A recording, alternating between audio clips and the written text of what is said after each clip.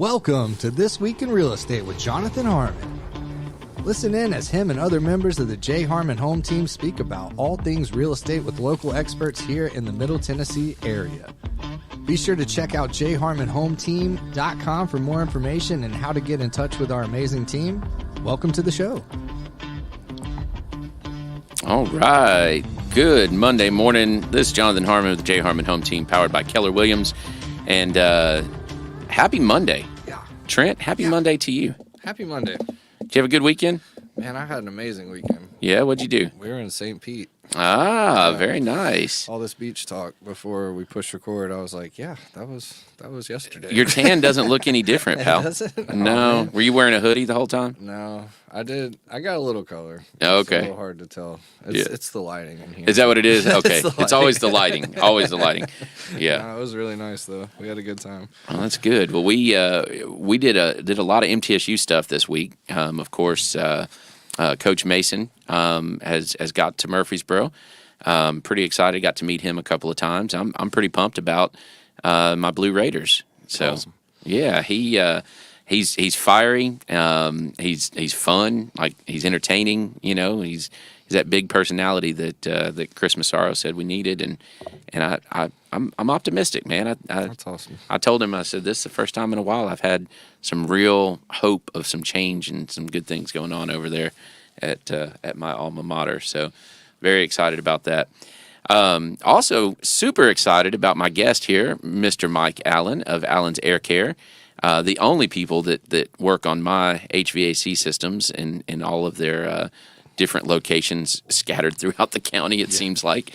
And I've known Mike now, I don't even know, a long time. And my parents, of course, even before, I guess Riley Blair was actually who worked on our HVAC systems before you. So that's how long ago it was. 30 plus. Yeah. So Riley was always a lot of fun. And the most fun thing, do you know Riley, or did you know Riley? I knew him, yes. Okay. So you know that he was a big personality. Yes. And he was the first guy that was not a family member of some sort that I witnessed really get on to my dad about something and just gave him what for about not cleaning out around the outside part of the air conditioner. And I mean, just dressed him down. And I'm sitting there going, is he going to get away with this? And he absolutely did. So it was kind of a neat moment in my life. I was about 14, 15 years old. It was eye-opening, wasn't it? Yes, it was. So that was pretty cool. But anyway, so Mike, you said 30 years? It'll be 32 years March 1st No kidding. in business, but I've been in the business 40. Right. Yeah. Right. And so how 32 years, you know, there's all these stats about business ventures, small businesses, failure rates, all of that. What is the secret to having a successful small business for 32 years? And I've had several. In an industry, let's throw this out there, in an industry that has big competition, right? Big company competition, and then a slew of small businesses that do come and go. I think the biggest thing is customer service. You know, people call it 9 or 10 o'clock at night, having somebody out there, putting good quality equipment in, good quality installations, just trying to do a little better than the average and serve those customers well.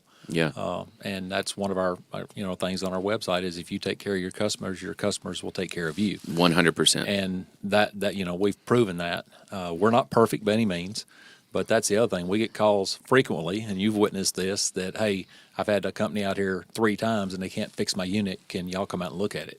So it may take us a time or two to get all the bugs worked out of it because we're not sure what has been done prior to us getting there. Right. Once we do that, we stand behind it 100%. You know, we're going to make sure it's right. Yeah. If we, like I said, we're not perfect. If we install something and something's not set up right, something didn't get checked, we will come back immediately and take care of it. And that's the other thing. You know, I've called them 4 or 5 times and they won't come back out, or they tell me they'll be here today and they don't show up for 3 or 4 days, or don't show up at all. And that's one thing we're going to do. Yeah. You know, I was brought up, your word's your bond. And you stand behind what you say. If you tell somebody you're going to do something, you do it. You know, if we overlook something, if I bid a job or our sales people bid a job and we overlook something and we get out there and the guy said, hey, this is messed up or we need this extra, go get it, do it, and let the homeowner know that we took care of it. There's no extra charge for that. Well, so and it's just standing behind what you do 100%. And there's just not a lot of that anymore in today. There are a lot of small companies, a lot of big companies that, just don't stand behind what they do. especially in this particular field in HVAC. And what I have experienced, what I've witnessed, is that sometimes, and you see this in all kinds of construction, but especially it seems like in HVAC, there's this one issue that happens, and that's this repair. But what you don't think about is that there's like 3 other issues behind that one that's causing that issue Yes. to occur. And so you fix it, and it breaks again, and you go, oh, okay, let's step back and look at this, Yes. and you got to dig a little deeper sometimes. A lot of the times, and I'd say probably 90%, is installation or improper installation. And the biggest thing for us is ductwork. Of course, in real estate, it's all about location. Right. Heating and air, it's all about airflow. Whether it's a car, whether it's refrigerator, freezer, home unit, window, whatever, it's all about airflow. Sure. You don't have enough. Typically, it's not enough. Very seldom do we ever go and say, hey, there's too much air. But most of the time, it's improper duct sizing, maybe not enough ductwork on it, maybe the unit's too large. Or it's just dirty. How many yes, times have you yes. shown up at one of my units and been like, "Dude, when was the last time you changed your filter?" And I'm like, and I'm so embarrassed when you Yeah. do, when you guys do that. But yeah, that's happened a couple times. now. Yeah, monthly check them.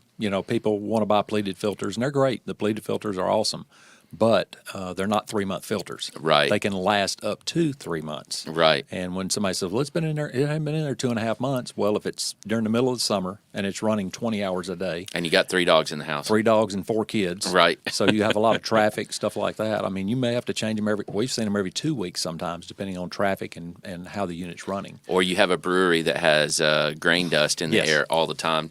Yeah. Yeah, it's about every 3 days. It seems like you got to change those stupid things. But I mean, it's the environment that Yes. you're in, right? And and I think that's correct me if I'm wrong, but that's something that maybe 30 years ago people didn't really take into account. Is that right? That it was air conditioning, right? And Right. now it's really environmental conditioning, isn't it? Yes. Yeah. When 30 plus years ago now, there wasn't a concern about efficiency ratings or anything like that. It's just it heats and cools a house. So an air conditioning unit is really a big dehumidifier anyway. Right. But Explain that, because I've only recently really understood that. Yeah. The air conditioning unit will cool your home. But here in Tennessee, as we know, humidity is a big factor. It also removes the humidity from your home. One of the things we say, well, we've got a customer that's got a home that's got a 2-ton heating and air unit in it, and it goes out. Well, I want a bigger unit because it won't have to run as long. Well, that's a big mistake, because if it doesn't run as long, then it's not pulling humidity out of the home. So a home at 68 degrees with 65% humidity is not as comfortable as a home at 72 with 45 or 50% humidity, just like walking outside. So you don't want to oversize the equipment. You want to put the right size in for that particular job. If they're adding on or replacing, it doesn't matter. A lot of the equipment today, with our efficiency changes, and they're fixing to change again in 2025, the units are coming 2-stage in the air conditioning cycle. So you'll have first stage, it run at 70%, and then if it gets warm enough in the house, it will automatically go to second stage and run full capacity. And that's great, because in Tennessee, we have about 4 hours during the day between 2 and 6 that you're probably going to need 100% capacity. And the rating on that unit, as far as like miles per gallon to a car, is the efficiency rating, the SEER rating, seasonal energy ratio. That will be higher at that low stage. Now, it may run a lot, but you're controlling temp, you're controlling humidity. And if you can let that unit run and kind of coast at 70%, like cruise control, that's the best thing to do. And if it's running and cutting off and on all day long, when that unit cuts on, that first surge of power, you're drawing a lot of power. You're putting a lot of drain on your unit itself, cutting off and on. So in that regard, it is a lot like if you kind of think about some of the conventional wisdom with a car. You put as much strain and use as much fuel at startup a lot of times as you do as if it's just running at idle. Yes. And so it's actually okay if it runs a little longer at a low strain, low Yes. speed, and it's easier, especially with heat pumps. Correct me if I'm wrong. it's easier for them to maintain a temperature and a humidity factor than it is to change that temperature. So, Right. like programmable thermostats, that sounds awesome, right? Except that if you let it get up to 75 and then you want to bring it down to 68 or something, that's a lot of work Yes. to move that temperature, where it's actually easier to just maintain it at 70 and call it good. Correct. Yeah. There are applications. If you have a winter home or a vacation home, something like that, you might want to make some adjustments. And the thermostats today will also begin to have a kind of like a rhythm in them where they'll know how long it takes to pull that temperature down. So if you have it, even your home would do that. So if you leave at 8 o'clock in the morning, don't come back till 5 in the afternoon, and you've got it set for a 4 to 5 degree differential, that unit may start coming on at 2 o'clock and run short cycles up to and get it there, or 3 o'clock, depending how far it's off, to get it to your set point by 5. But when it's 95, 100 degrees outside, a couple of years ago we had it here, people were having those setback thermostats, they would not pull it down. No, it's because too it was hard. too far away. Yeah. So I remember my old car had an eco measurement thing on it, right? And if you stepped hard on the gas, that eco would go, it would just tank, Yes. right? Yep. But if you were coasting down a hill and you just barely had your foot on the gas, it would spike up like this. So it's kind of the same thing. yes, absolutely. The more you can just coast down that hill and maintain something, the better. And the second that you've got to make an adjustment, the economics of it just tank. Yes, absolutely.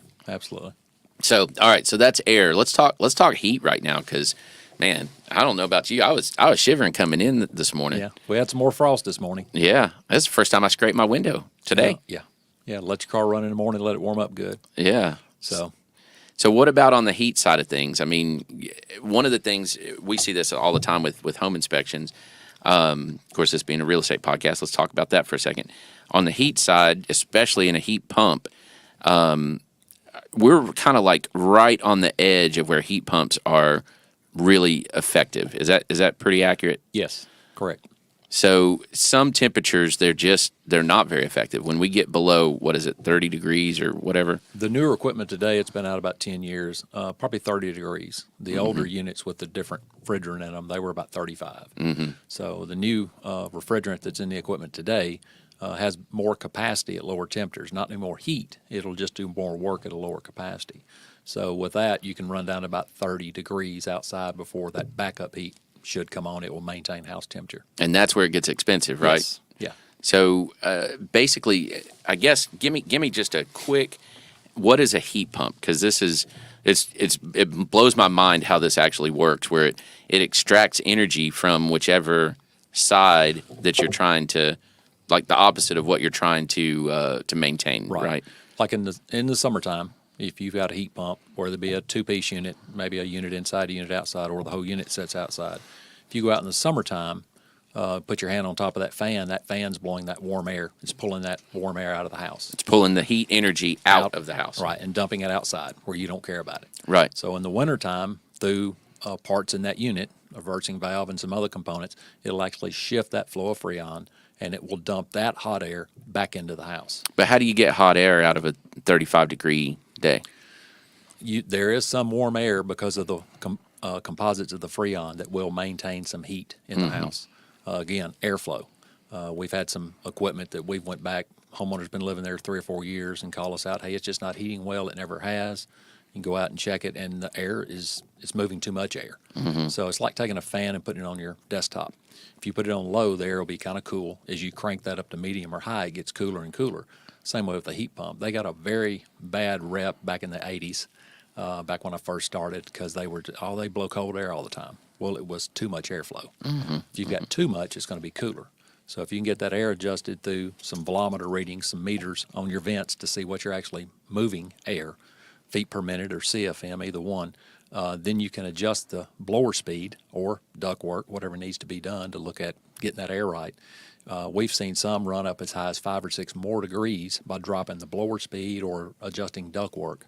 And 5 or 6 degrees is a lot. That's a lot. Yes, when it should be 90, 95 degree air and you're getting 80, 85 degree air out of it. Yeah. So Yeah. that has a lot to do with it. Well, and then also airflow around the components, right? So are your shrubs grown up against your outside units? Yeah, and if you build a cover, and we've had homeowners to build little sheds over the top of them, I think most manufacturers say a minimum of 6 feet, not 2 feet. Yeah. You know, where you're pumping that cold air out in the wintertime and it's hitting that covering or hitting the shrubs and going right back in it.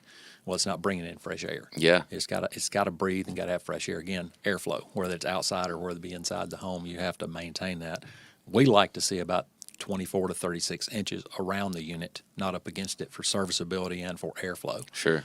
I know sometimes people will cut shrubs in the spring. They have to cut them again about July, August, because they'll grow back. Yeah. And some will grow over the top. We go out for maintenance or we go out for our trouble calls. Sometimes we have to wind up asking the homeowner, hey, can we trim these back? Right. They're hanging over the unit and it's just recirculating that hot air. Yeah. In the wintertime, it's recirculating cold air. Keeping it trapped. Yes. Yeah. Interesting. And then the big thing now is the AUX heat, right? So if you have a heat pump, you've got that auxiliary heat, Yes. the blue light on the old thermostats. Blue right? or red, or now it's most of your digitals will show you AUX, auxiliary, the backup heat on. And it's basically like a space heater. It's just actually built like in. the old wall heaters. It's Yeah. got coils in the units, and those coils will come on and glow or come on and heat up. When one of those coils comes on, it's pulling about 20 amps. Okay, That's a lot, by the way. Yes, that's a lot. Your heat pump's going to run between 8 and 10 amps, so you can do the math on that. At least double for one, and most equipment has 2 in it. Larger homes may have 3 or 4. Yeah. So if you've got 2 in it, that's 40 amps you're pulling through that thing, and your meter's flying. And so basically what it does is those kick on, and it's trying to push that air across that Yes. to heat the air up. Right.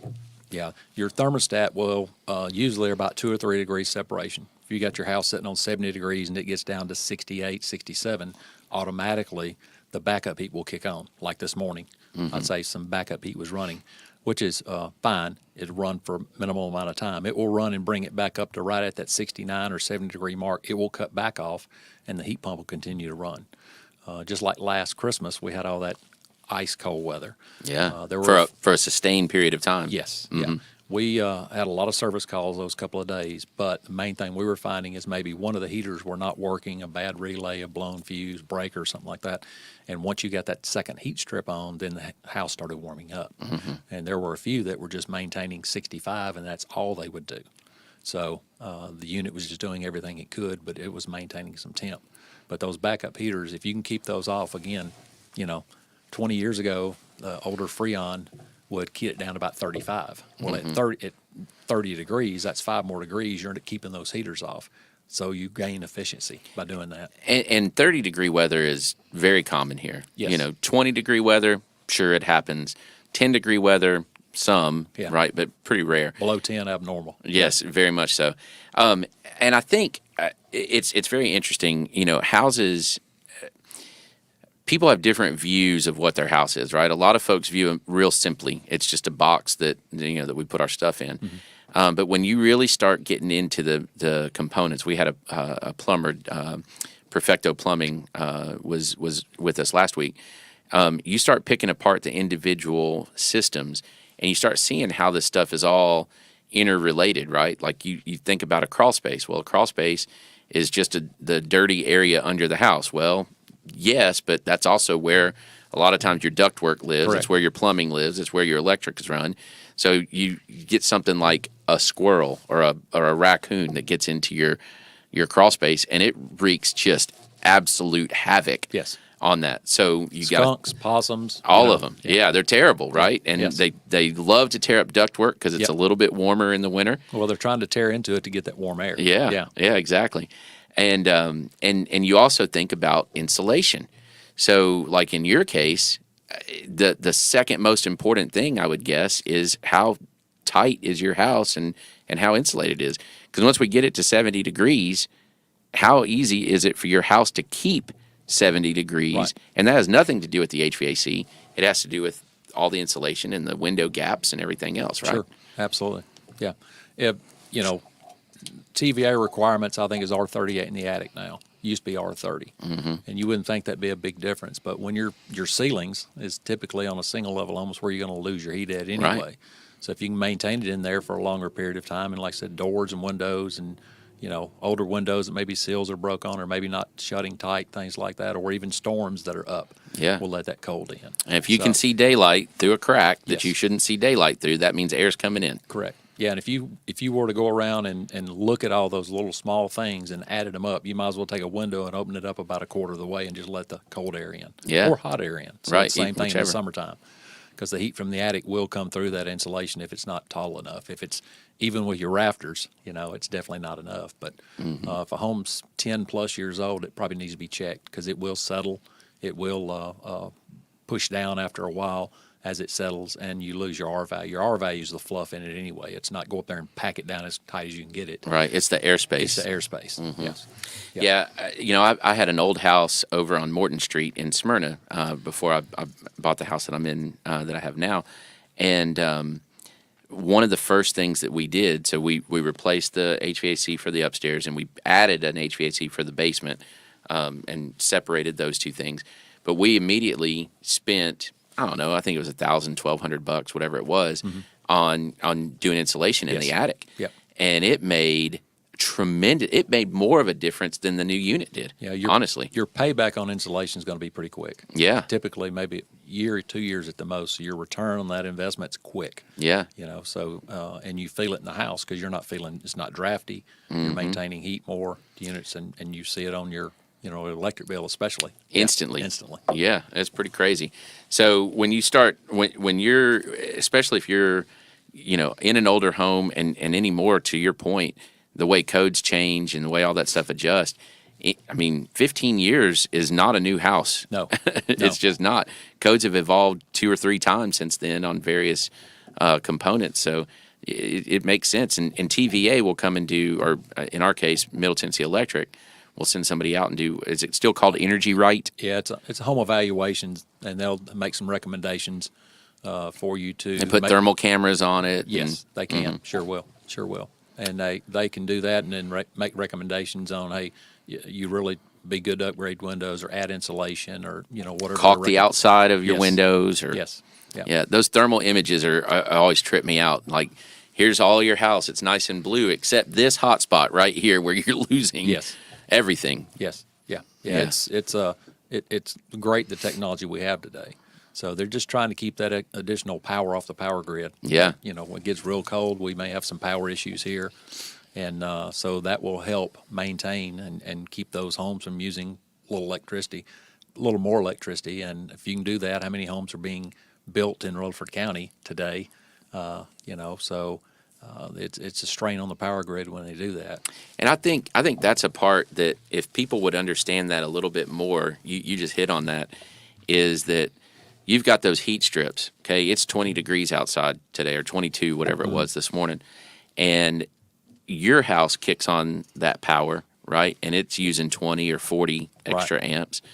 And then you look around, and literally every other house and apartment and every other living unit is doing the same thing. Yes.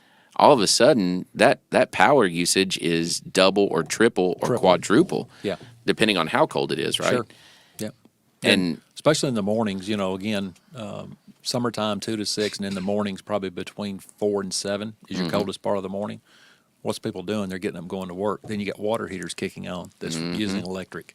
You've got people turning lights on and things like that. So yeah, you really draw on the grid by doing that. So the unit's becoming more efficient. Of course, they cost a lot more today than they did a couple of years ago. you are not kidding, man. And they're fixing to go up again Yeah. when our Freon changes again in 2025. Well, So- you guys put a new unit on one of my houses earlier this year, and I in my head I'm like, okay, this is going to be somewhere between here and here, and I called you, and I know you're not gouging me, and you're like, I said, I think I even said, oh, that's going to be somewhere around this, and you were like, it's been a while since you've shopped for these, hadn't it? Yeah. And I said, yes, and I was wrong by a pretty fair margin. Yeah. In the last 2 years, really since COVID, when we had the big demand for everything, we couldn't get equipment. Sure. We were having to maintain a lot of the old stuff, put parts on. Our equipment's gone up at least 50%. So, like I said, I've been in the business 40 years, but 30 plus in business. Every January, February, March, we got a price increase for our manufacturers. I've only seen it jump twice, and that was back in '09, maybe 10. We had 2 price increases one year. Typically, it's once a year. 2 years ago, we had 4 in 1 year. So it went up between 40 and 45% in 1 year. Man, and, man. we're the bad guy when we come out and say you need a new unit, and here's what it's going to cost. Well, my neighbor had one put in 2 years ago, and it cost him this, and it's like, yeah, but our equipment's gone up this much. Right. And it's shocking, Yeah. It's like buying a used car today, I know. and it, like I said, and it's fixing to go up again. And Yeah. we're at the mercy of it. Matter of fact, I've already got emails from several of our manufacturers that are telling us what their rates are going to go up in January 1 or February 1. And we have those anyway, but still, to take a couple of hits we did a few years ago with 4 price increases and then hit again, and now they're fixing to change the equipment, the Freon anyway in it. Will they do the same kind of phase thing where after a certain length of time that the old stuff is no longer even manufactured, and you know how they did with the 410A and They're probably 22? going to start mid-24 manufacturing the new equipment to get it in the warehouses where they can get it out in 25. Mm-hmm. And then it'll only the current stuff will only be good. The 410A will only be good for another 10 years or something. Typically, yes. Yeah, until that unit fails, and then, of course, all the new equipment's going to be out. So it'll be a phase-in. It'll be an easier phase-in with this product than it would be when we had the R22 to 410. They couldn't sell any of the old R22 products. If they were on the shelf, they just had to scrap them. Right. So the 410 is going to be an easier phase-in with the new Freon. I think what they're going to name it is 454B. So and each manufacturer may have their own carrier labels theirs something else. Yeah, they put a name on it, like Puron or whatever. Yeah, but it's all 454B Freon. So it's going to change a lot of the way we install equipment. So there'll be some changes there. We'll have to have new gauges to check it with, new procedures to install it. We've already had some classes on that and some manufacturing classes on their brand and what they're going to do, because everybody's going to be a little different. It'll all work the same, but each manufacturer is going to have their own specific way of either installing, checking, things like that. But it's just going to change our procedures a little bit. Well, I will tell you, you just said this, and I love this about your company. Your guys are some of the most knowledgeable, and there's an ability to know something and do it. There's a whole other ability to then explain it to somebody that doesn't know, right, to a novice. And all of your guys that I've interacted with have been excellent at communicating what's going on. I'll never forget, I got Chris on one time on a it was one of those, your answering service, and it was 10 o'clock at night. I guess he was on call or whatever. So lucky him, he got to take my call. And it was a listing that I had, and the sweet little old lady had already moved out, and I just so happened to have been there, and it was freezing in this place. It was 12 degrees outside, and the unit was not functioning correctly. Yeah. And I don't remember exactly what it was that was an issue, but Chris said, "Okay, is it a whatever brand?" Yes. Okay, we'll go look at the serial number. And it starts with blah, blah, blah. And I'm like, yes, like this is weird. He's never worked on this unit, but he knew that. He said, okay, you got a screwdriver? Yes.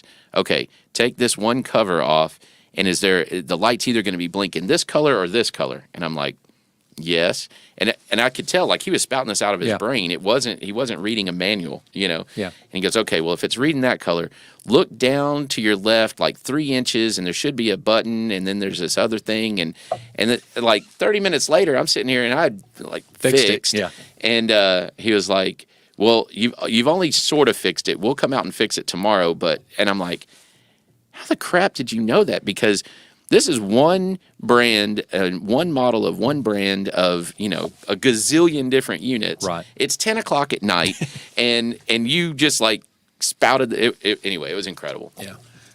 When you work on enough of them day in and day out, there becomes a pattern on things we find on equipment. Yeah. The same failure over and over and over. Yeah. We'll go through a run of them. So you get to understand them, and Chris is very mechanically minded. He does a great job for us, and he's been with me probably 20 plus years now. Yeah. And I could probably do the same thing because of just being in the industry that long. But yeah, Chris is very good at that. And he didn't want to come out either. No, I know, what I know. And I told him, I was like, "Don't come out. Is it something I can work on?" And then let's walk you through it and see. And a lot of Yeah. times we'll do that with a homeowner. If they call in after hours, our techs or Chris or myself, if we're on call, we'll say, "Okay, have you checked this? Have you checked?" And sometimes it's a dirty air filter.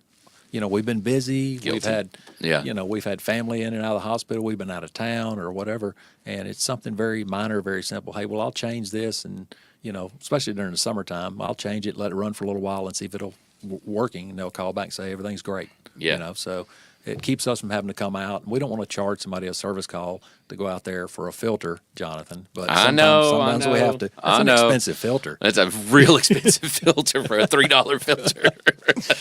But doing it, like I said, doing it as long as Chris has and some of our guys that have been with us, we run across the same equipment manufacturers anyway. Sure. And there's only about 4 or 5 manufacturers if you go high enough up the food chain. Even if they have different brands. Yes, make everything in the market. It's like appliances and Yes. all of them. Same thing. They come off the same line, Slap a different badge on it. put a different badge or a different day running a different badge, Yeah, something yeah. like that.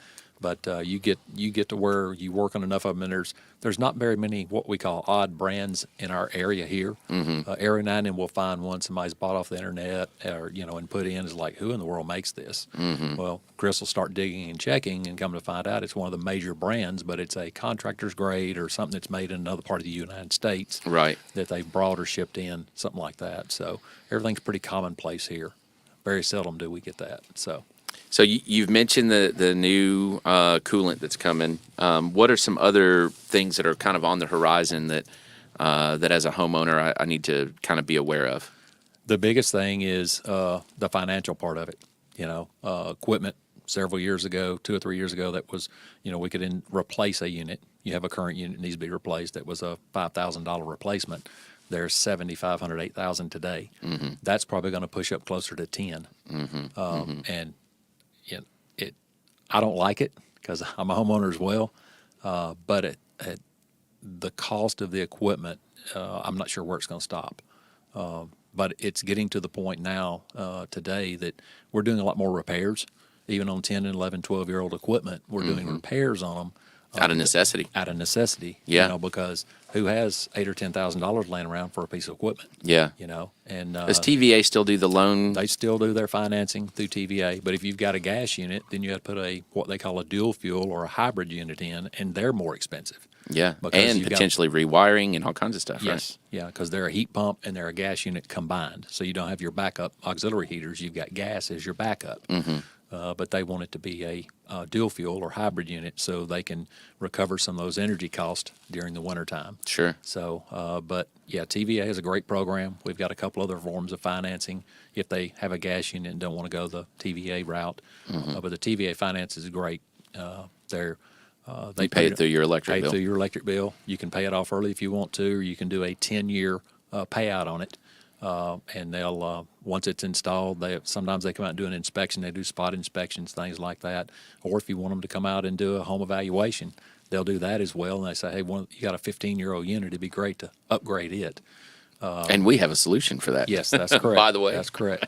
So, but with our industry changing as far as efficiency ratings, the new Freon, there's just a lot going on. Yeah. And we're constantly trying to get guys in factory training to keep them updated as well. Because it's okay if Chris and I in the office know it, but we got to get our guys in the field on board with it as well. That's right. Some of the new policies, procedures, techniques, as far as servicing. Matter of fact, Thursday we've got all 3 of our techs in a class from 8 to 12 factory training. So we're trying to keep them up to speed as well on what's going on in our industry. Yeah. And it keeps them sharper out on the job. So we stay on top of everything because things are constantly changing. When I first started, I didn't do a lot of factory training, but I quickly figured out that I needed to do that to stay on top of stuff because I had left a large company to start a business, and we did factory training, and I did all the training I could get. Sure. Whether it's on my time or they paid us to go, either one. And so when I left, I took all that knowledge with me. But getting back into it, trying to get some factory training and field training for our guys because of our industry changing the way it is. Well, let's shift gears just a little bit. So, one of the things that I've experienced a lot is that when I have a home inspection done, most home inspectors basically won't touch anything HVAC. They might do a temperature differential and say, okay, this one's heating or this one's cooling, whatever, and it's within spec or whatever. But for the most part, that's about where it stops. Right. And then they almost always recommend, getting a licensed HVAC person to come Sure. out and further evaluate the system. So as a proactive measure, what are maybe the top, 2 or 3 things that a homeowner or a home buyer or even a home seller can look for, prepare for, and maybe guard their investment just a little bit better? If you're, of course, selling the home, it'd probably be good if you have a current heat and air company, get them to come out and just do a full cleaning on it if you haven't had it cleaned or checked in several years. Clean the coils up on it, clean out around the unit, and then just check everything. Check all the electrical components out on it, make sure everything's within specs, and just kind of go over it. That and check all your ductwork, whether it be underneath the home or in the attic, wherever the ductwork's located. Go ahead and check all that out for you and take your readings on there. I know we have gone behind several home inspectors that say, hey, the unit's not cooling good or not heating good because my temperature difference is not enough. Well, if it's got a high ceiling or maybe they can't get some of the vents to check airflow or to check the temperature of the air coming out of the vents, they shoot it with a laser. Well, the lasers are kind of a good check, but it's always better to take a probe and probe inside that ductwork, either in the home or in the main part of that ductwork to see what your temperature really is. And that probe's going to be a lot more accurate. A lot of times we'll go back and it's fine. There's nothing wrong with it. It's just it will not read properly with a laser sometimes. Especially over a distance. Yes, over a distance, and or if you're hitting metal instead of the airflow, and it will hit metal, you got a vent over it. Plus Sure. you got we call a boot where that air is being blown out of. So if you hit that, you may not get proper readings either. But homeowners just have it checked and cleaned. That way you know going in, and a seller the same way, have it checked. If it's a gas unit, have the heat exchangers checked, make sure the gas is working properly. Do they still fail a lot? I mean, it seems like that's not been a thing as much recently, to me. Depending on manufacturer. And again, knowing manufacturers, there are certain ones that still put aluminized steel heat exchangers in. A couple of manufacturers we work with put stainless steel heat exchangers in. So aluminized steel, probably 8 to 10 years, and they'll split. The seams will split because they're pressed together. The stainless steel, we've put those in, and 15 years later we're replacing it because something else went out, and you take them out, and the heat exchangers are discolored, but they don't look like the aluminized where they're kind of burnt up. Right, or got holes in them. Holes, right. The seams usually split and rust open on them. So that's key, getting a good.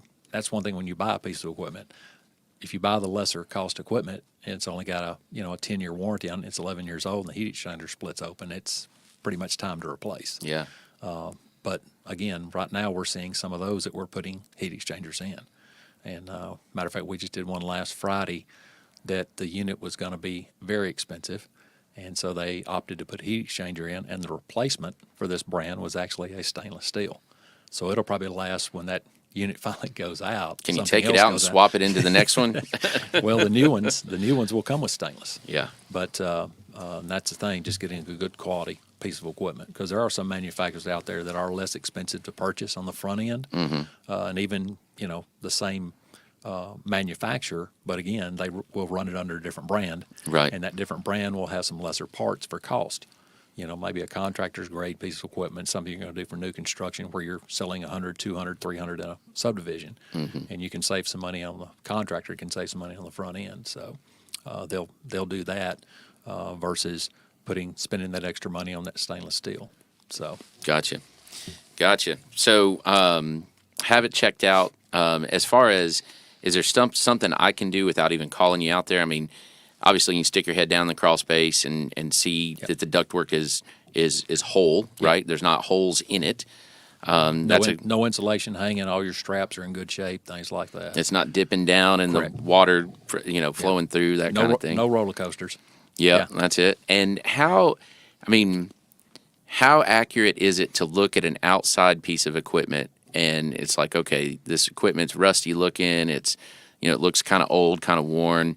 I mean, is that a good indication that you should have it further inspected or not really? Depends on the application. If they got mulch piled up around it, and that happens a lot of times where they build mulch up around it and it's going to rust prematurely. If it's up off the ground, up on a good concrete pad or lifted up some to where it can't get to it and it's rusty. And you want airflow under it Yes, sometimes, you right? want airflow around it, yes. Even underneath it, because if it sits, a lot of times if they sit flat, then they'll start to accumulate some rust. But make sure the leaves are out from underneath it or around it, things like that. And if you've got rust spots and it's clear around and you've got rust spots, you may have leaves that have fallen in where the fan's at on top and have piled up and is retaining a lot of moisture. That's easy enough to take, cut the breaker off to it, pull that fan out, reach in there and either pull them out or take a shop vac and vacuum them out and get them cleaned out good. That's the other thing, a home inspection. Or if a homeowner wanted to do it, he felt comfortable doing it, he could do it as well. Sure. And keep that clean. And that would help maintain the unit as well, because if those leaves get in there and they're dirty and they start mildewing or, have some mildew and a funny smell, sometimes that smell will be pulled in from that unit back into the house. Right. So it's kind of like a crawl space smell. And so we can get that from time to time where there's when my unit runs, I'm getting a funny smell out of it. There are some other things in our industry that it could be, but sometimes it's just the leaves are piled up 4 inches deep in the bottom. Pine cones or pine needles, especially, are bad. Or there's a dead animal in your Yes. crawl space. Yeah. Or So Yeah. there's some indications there that if we go out to a unit where they've dug in around it, or you can tell where they've been going in and out. There's hair around the metal cover from the unit to the house laying there. It's like, that's not good. No, So that's not supposed to happen. no, that's not supposed to be there.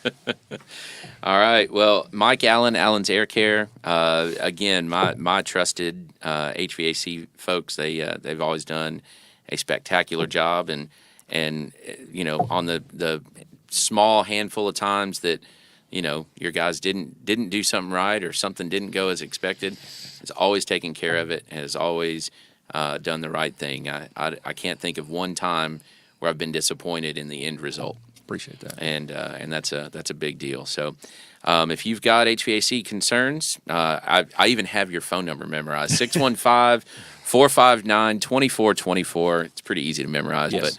but these guys are the best in our area for sure. So if you have those HVAC issues, give them a call.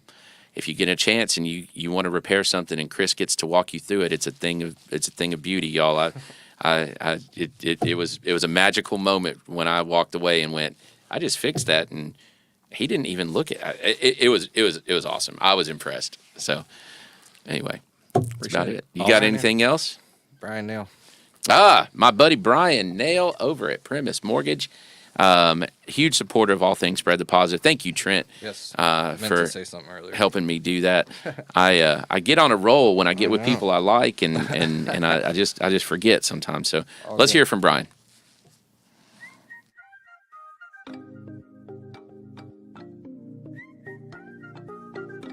Hey, my name is Bryan Nale. I'm a mortgage loan officer with Primis Mortgage.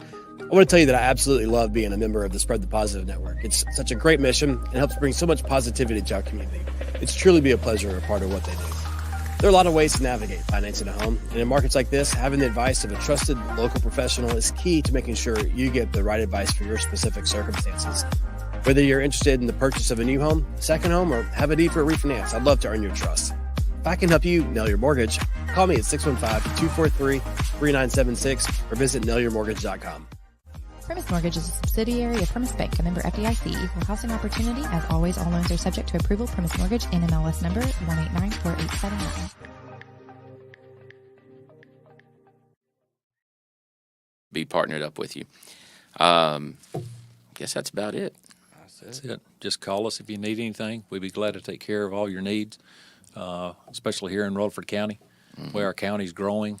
We used to go into every county touching Rutherford, and we've scaled that area back. Yeah. Just because of travel time. Sure. So we're focusing more here in the county. Some of the jobs we had out in the outer lying areas were 15, 17 miles away from the shop, but it took us 55 to 65 minutes to get there. And Murfreesboro is 45 minutes from Murfreesboro. Yeah. Sure is. All right. Thank you, Mike. Appreciate you. Thank you, Trent. Appreciate you. Yes, sir. And we'll see you again next week. All righty. Nice.